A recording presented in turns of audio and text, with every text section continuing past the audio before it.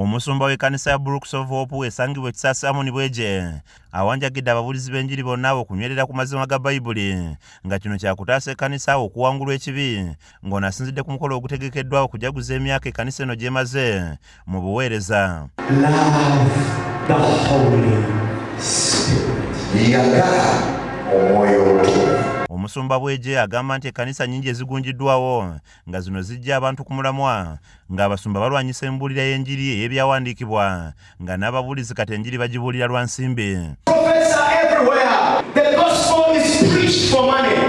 There is need for a movement of people that love Jesus Christ with all of their hearts, where they will pour out everything to serve the great King. Omusumba Arthur Yorekire asabye abakulembeze ab'enzikiriza okubuulira enjiri nga bwe bateekeddwa wamu n'okutereeza ebyenfuna by'abantu nga kino kyakuyambako abakkiriza okwewala okubuzaabuziba olw'ensimbi. You being in business, you running businesses outside there, and you don't have maybe people who reach you.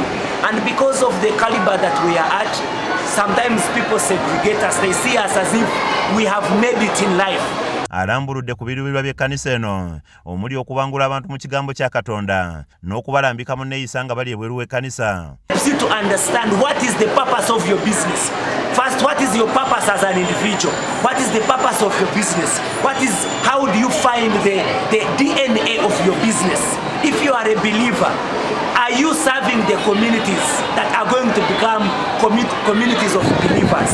If you're running a law firm, how do you shepherd the people even in the law firm? Omukolo guno gwetabiddwako n'abasumba abalala abakulembeddwamu omwogezi w'abasumba mu kibiina ekibagatta ekya National Fellowship of Born Again Pentecostal Churches of Uganda, omwami Yunus Mutembe, ng'ono akuutidde abaweereza okutandika obutata bisoomooza wabula balemereko mu buli kimu kye bakola. Okuweereza Katonda kuba kugezesebwa.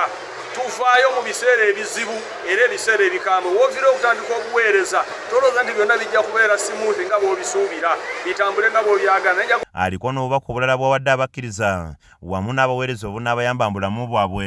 Nga ddala wawulira eddoboozi ti newankubadde ebikaluba, newankubadde ebigumu, newankubadde ebinyigiriza, bw'olemera ku kwagala kwa Katonda, ekisa kya Mukama kijja kubeera era ekitiibwa kya Mukama kijja kulabisibwa ng'obuweereza obwo buyimiridde.